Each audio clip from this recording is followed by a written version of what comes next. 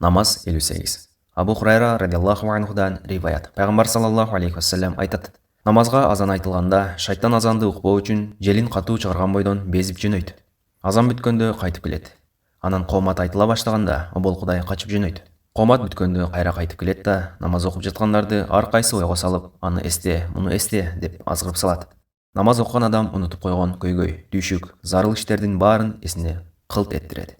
Анын натыйжасында адам қанчанчы рекетте оқып жатқанын да билбей қалады.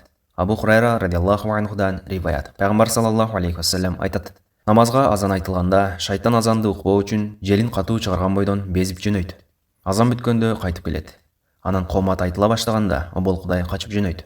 Қомат бүткенде қайра қайтып келеді да намаз оқып жатқандарды арқайсы ойға салып, аны есте, мұны есте деп азғырып салады. Намаз оқыған адам ұнытып қойған көйгөй, түйшік, зарыл іштердің барын есіне қылт еттіреді. Анын натыйжасында адам қанчанчы рекетте оқып жатқанын да билбей қалады. Муслим.